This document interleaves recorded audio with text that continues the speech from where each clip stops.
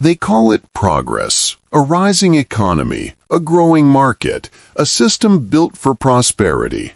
But every time prices climb, someone gains power, and someone else loses a future.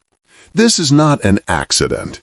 This is the quietest wealth transfer in modern history, and it's been happening for over a century, right in front of you.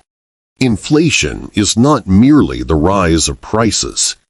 Inflation is a mechanism of wealth transfer, a quiet redistribution, not from rich to poor, but from workers to assets holders, from savers to debtors, from citizens to institutions.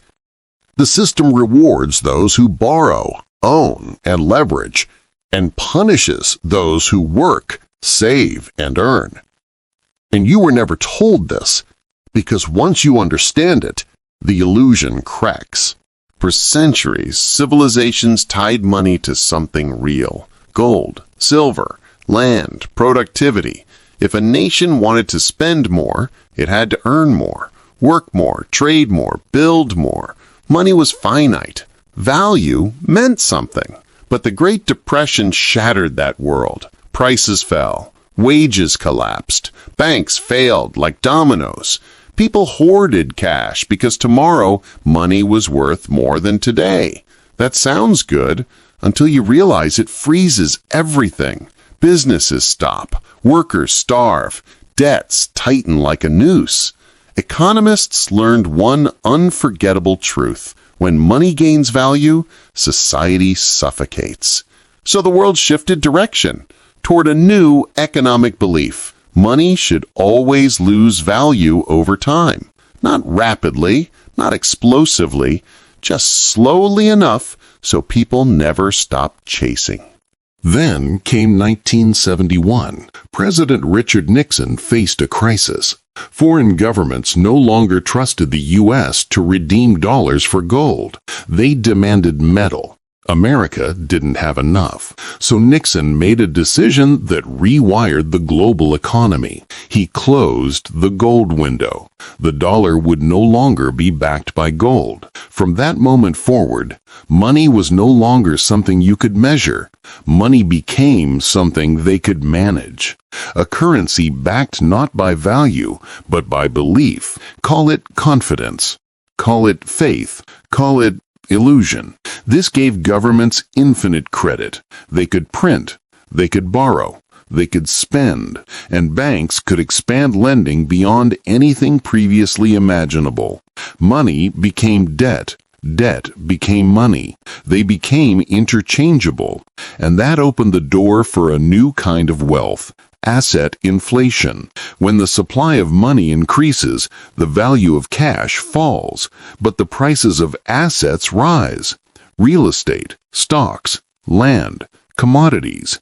So the wealthy learned the rule: don't save money, own things priced in money. Meanwhile, what were ordinary people taught? Save, be patient, avoid debt, live within your means. But in a system built on inflation, saving is self-inflicted loss. If your savings earn 3% interest, but inflation rises 6%, you are not earning, you are paying to stay still. While the wealthy, they borrow at fixed rates. They buy property. They accumulate companies. Inflation shrinks their debts and inflates their assets. The same force that weakens one group fortifies the other. Not charity, not villainy, just mathematics. But they couldn't say that, so they gave inflation new names: healthy economic growth, stimulus, liquidity support, quantitative easing. Complex language hides simple truths: money printing, debt expansion, asset pumping. And they set the target: 2% inflation per year, harmless, scientific, stable.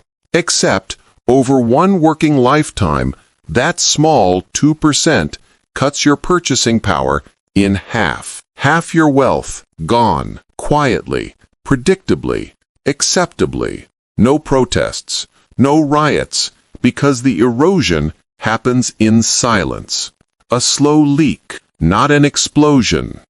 Look around you now.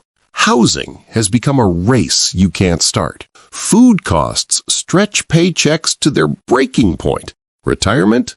A fading memory from another era. Meanwhile, the stock market hits record highs. Mega corporations announce billion-dollar buybacks. Luxury real estate becomes a speculative playground. The wealthy aren't lucky. They're playing a different game because they understood the rule. Money loses value. Assets don't. You were told to survive the system. They were taught to use it. Inflation is not chaos. It is structure. It is the oxygen that keeps a debt-based economy alive. Without it, the system stops. With it, you chase forever. So the real question is not, why are prices rising? The real question is, who benefits when they do? Because once you see the pattern, you cannot unsee it. If this changed how you think, subscribe. There is more they never taught you, and we're just beginning to uncover it.